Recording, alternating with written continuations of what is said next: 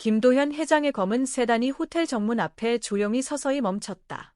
가을 바람이 가로수 잎사귀를 속삭이듯 흔들며 노란 낙엽이 길바닥에 쓰러지듯 흩날렸다. 문득 차 안에서 희미한 그림자가 움직였다. 운전석 문이 열리며 비서가 재빨리 뒷문을 열었다. 회장님, 도착하셨습니다. 오늘 일정은 어떻게 시작하실까요? 김도현은 차 문을 열고 천천히 내리며 깊숙이 숨을 들이켰다. 68배 나이에도 불구하고 그의 어깨는 여전히 곧았고 눈빛은 칼날처럼 예리했다.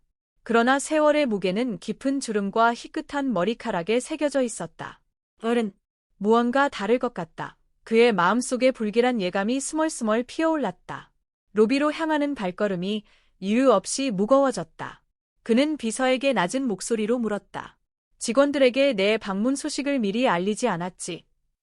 네, 회장님 지시대로 철저히 비밀로 했습니다. 김도현은 고개를 살짝 끄덕였다. 그는 이런 불시 방문이 좋았다. 직원들이 허둥대지 않고 호텔의 진짜 얼굴을 드러내기 위해 수십 년간 이끌어온 서울 프라임 호텔 체인의 핵심은 언제나 흔들림 없는 서비스의 진심이었다. 로비 문을 밀고 들어서자 익숙한 공기가 그를 감쌌다. 대리석 바닥이 반짝였고 높은 천장이 웅장하게 펼쳐졌으며 샹들리에가 부드럽게 빛을 흘렸다. 지방의 작은 도시라 해도 본점의 품위를 그대로 물려받은 이곳. 하지만 그의 예리한 눈에는 세월의 균열이 보였다. 벽지가 살짝 바래고 가구가 빛을 잃었으며 꽃병 속엔 생기 없는 인조꽃이 꽂혀 있었다. 리모델링이? 시급하군. 그의 가슴이 무겁게 내려앉았다. 천천히 프론트 데스크로 다가갔다. 이른 아침이라 로비는 고요했다. 투숙객은 드물었고 데스크엔 단정한 여성 직원 한 명이 앉아 컴퓨터를 두드리고 있었다. 좋은 아침입니다. 김도현의 인사가 떨어지자 그녀가 고개를 들었다. 그리고 그 미소가 피어났다. 순간 그의 심장이 얼어붙었다.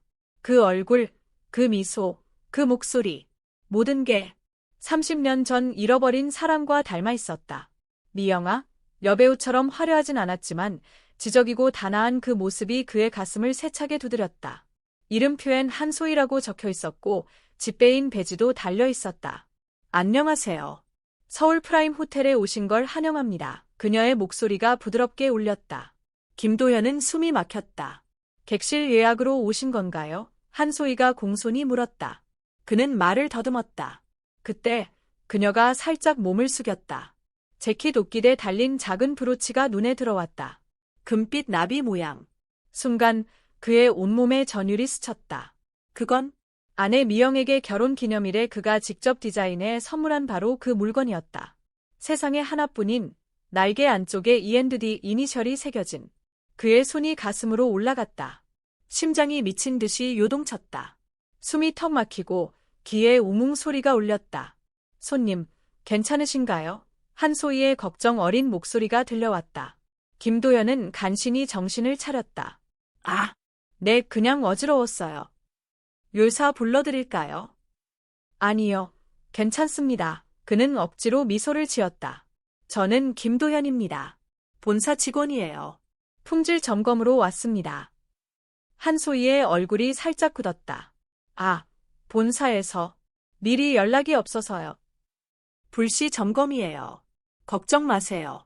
악의는 없어요. 그녀는 안도의 한숨을 쉬었다. 네, 이해해요. 호텔 안내 필요하시면 언제든 말씀하세요. 김도현의 시선이 다시 브로치로 향했다. 착각일 리 없었다. 30년 전 교통사고로 미영과 5살 딸 수아를 잃은 후 그 브로치는 시신과 함께 영원히 사라졌어야 했다. 어떻게? 여기에 그의 머릿속에 수많은 물음표가 피어올랐다. 우연인가? 운명의 장난인가? 그는 과거의 유령과 맞닥뜨린 기분이었다. 회장님, 일정이... 비서가 속삭였다. 김도현은 고개를 끄덕였지만 시선은 한소희에게 고정되어 있었다. 그는 알아야 했다. 그녀의 정체를, 그 브로치의 비밀을. 그날 하루 호텔 구석구석을 돌았지만 그의 마음은 한소희로 가득 찼다. 객실 점검, 주방 확인, 직원 교육 검토, 모든 게 기계적이었다. 시선은 자꾸 프론트로 향했다. 회장님, 다음은 마케팅 회의예요. 비서가 일정표를 내밀었다. 김도현은 무심코 끄덕이다. 결심했다. 회의는 내일로 미뤄. 오늘 저녁은 혼자 있고 싶네. 비서의 눈이 커졌다. 30년 넘게 일에 매달린 그가 갑자기 일정을 포기하다니 처음 있는 일이었다. 알겠습니다. 저녁은 호텔 레스토랑으로 해가 지기 시작했다. 로비가 체크인 손님들로 북적였다. 프론트엔 한소희를 비롯한 세 직원이 바빴다. 김도현은 소파에 앉아 그녀를 지켜봤다. 한소희는 미소로 손님을 맞았고 질문에 정확히 답했다. 움직임, 말투, 손짓, 모든 게 낯설지 않았다. 미영이가 돌아온 듯해 기억이 파도처럼 밀려왔다. 30년 전 빗길에서 미끄러진 차 강으로 추락한 소식, 절망의 순간. 수색대가 미영의 시신은 찾았지만 5살 수아는 끝내 사라졌다. 무력감이 그를 짓눌렀다. 도현아, 우리 수아가 커서 아빠처럼 멋진 사람이 될 거야. 미영의 마지막 말. 그날 아침 미영과 수아는 지방 부모님 댁으로 가는 길이었다. 그는 중요한 미팅 때문에 따라가지 못했다. 마지막 작별이었다. 김도현은 고개를 저었다. 괴로운 추억을 떨치려 했었다. 그리고 결의했다. 한소희에 대해 알아야 한다. 그는 매니저를 불렀다. 한소희 씨에 대해 좀 알려주게. 매니저가 미소 지었다. 소희 씨는 우리 호텔의 보석이에요. 3년 전 왔는데 투숙객 만족도가 30% 올랐어요. 성실하고 책임감 강하죠. 가족은 매니저의 미소가 희미해졌다. 개인 정보라 말씀드리기 곤란해요. 김도현이 부드럽게 웃었다. 승진 후보 검토 중이야. 괜찮아? 매니저가 한숨 쉬었다. 소희 씨는 입양아예요. 어릴 적 병원에서 발견됐대요. 보호소에서 자랐고 34살인데 결혼 안 했어요. 가족은 양부모님뿐인데 몇 년 전 돌아가셨어요. 지금은 혼자예요. 김도현의 심장이 폭발했다. 입양아, 병원 발견, 나이 34살. 수아가 살아있다면 딱 그 나이. 태어난 곳은 남부지방병원이라고. 자세히는 몰라요. 퍼즐이 맞춰졌다. 사고 현장도 남부, 시기도 일치. 수아가 살아남았어. 저녁 식사. 레스토랑 창가 자리에 앉아 밤하늘을 올려다봤다. 생각에 잠겼다. 그때 익숙한 목소리. 김 과장님 맞으신가요? 김도현이 고개를 들었다. 한소희가 테이블 앞에 서 있었다. 유니폼을 벗고 사복 차림. 하지만 브로치는 여전했다. 네, 맞아요. 집배이님. 그는 급히 일어났다. 괜찮으세요? 아침의 안색이. 한소희의 목소리에 진심이 스며들었다. 김도현은 망설이다. 용기를 냈다. 저녁 드셨어요. 함께 하실래요? 호텔 이야기 나누고 싶어요. 한소희가 당황했지만 곧 웃었다. 네, 아직 안 먹었어요. 그녀가 맞은편에 앉았다. 촛불이 그녀의 얼굴을 비쳤다. 미영의 그림자가 다시 보였다. 그는 숨을 골랐다. 진실에 다가갈 때였다. 그 브로치, 특별해 보이네요. 조심스럽게 물었다. 한소희가 무의식적으로 손을 댔다. 아, 이거 제게는 소중한 유품이에요. 과거의 유일한 흔적이에요. 김도현의 심장이 쿵쾅거렸다. 흔적. 어떤 의미인가요? 목소리가 떨렸다. 한소희가 잠시 눈을 감았다. 부드럽게 웃었다. 오랜 이야기예요. 제가 입양아인 거 아시나요? 그는 고개를 끄덕였다. 가슴이 터질 듯했다.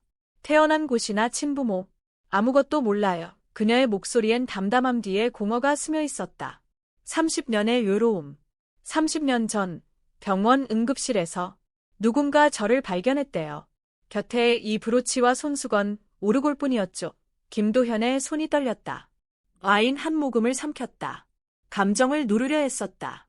정말 특별한 인연이네요. 그 물건들 아직 있나요? 네, 제 전부예요. 브로치는 항상 달고 나머진 집에 보관해요. 확신이 피어났다. 하지만 더 알아야 했다. 직접 물으면 그녀를 놀라게 할 터 천천히 다가갔다. 호텔리어 어떻게 되셨어요? 한소희의 눈이 빛났다. 어린 시절 꿈이었어요. 양부모님 데려다 주신 호텔에서 처음 안정 느꼈거든요. 모두 환영받는 공간 만들고 싶었어요. 식사가 이어졌다. 호텔 이야기. 한소희의 열정에 그는 감탄했다. 그녀는 호텔을 사랑하는 사람이었다. 회장님은 어떤 분이세요? 본 적 없지만 모두 존경해요. 한소희가 물었다. 김도연은 숨이 막혔다. 그녀는 아직 모른다. 가족 잃고 일에만 매달리신 분이에요. 가족을 그녀의 눈에 동정이 스쳤다. 네, 오래전 사고로 아내와 어린 딸을 목소리가 갈라졌다. 그래서 호텔에 모든 걸 바치셨어요. 한소희가 고개를 끄덕였다. 삶은 예측 불가해요. 저도 부모님 왜 저를 포기했는지 항상 궁금했어요. 김도현의 가슴이 찢어졌다. 딸일지도 모르는 그녀가 포기당했다고 믿는다. 하지만 증거가 필요했다. 그 손수건과 오르골 볼 수 있을까요? 조심스레 물었다.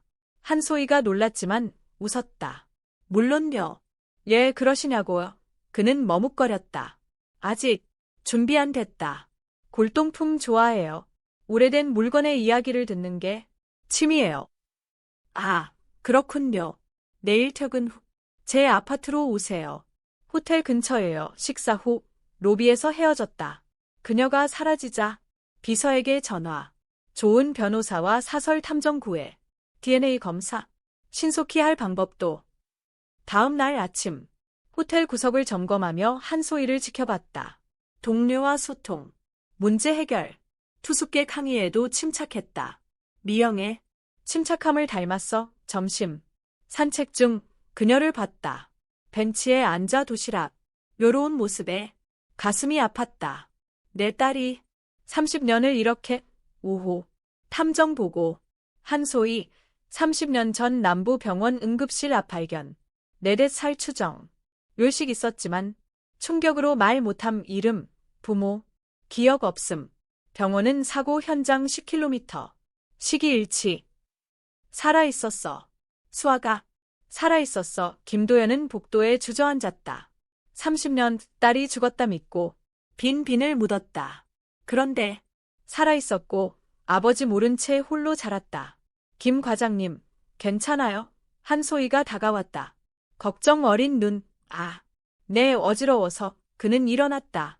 얼굴이 창백해요. 의무실 가세요. 괜찮아요. 감사합니다. 그녀의 눈 미영의 따스함. 저녁 약속. 지키실 수 있나요? 그녀가 웃었다. 네, 7시에 아파트로. 저녁. 그녀의 아파트 앞 작고 아담. 정갈한 현관. 깊이 숨을 들이쉬고 초인종. 문이 열렸다. 한소희. 편안한 후묘여. 브로치 여전. 어서 오세요. 김 과장님. 그는 고개 숙였다. 안으로. 아늑한 공간. 벽에 사진. 한소희와 나이든 부부. 양부모님 사진인가요? 네, 정말 좋은 분들이셨어요. 5살 때부터 20살까지 함께 소파로 안내. 작은 나무 상자. 여기 말씀드린 물건들. 그의 손이 떨렸다. 상자 열었다. 분홍 손수건. 작은 오르골. 손수건에 SK 이니셜. 수아킴. 그의 눈에 눈물이 고였다. 손수건을 집었다. 미영이 수아 첫날 수놓은 것. 김 과장님. 한소희의 목소리. 멀게 들렸다. 그는 입을 열었다. 저 사실 과장이 아니에요. 무슨? 그녀의 목소리 떨렸다. 김도현은 숨을 골랐다. 정체를 밝힐까? DNA 결과 없고 증거 부족. 직감뿐. 호텔 품질관리팀 과장이 아니에요. 이름은 김도연 맞아요. 그는 멈췄다. 아직 때 아님. 본사 경영진입니다. 한소희의 얼굴 긴장. 아, 제가 실수한 건가요? 아니요. 전혀. 오히려 당신 능력이 인상적이었어요. 더 알고 싶었어요. 그녀가 안도했다. 다행이에요.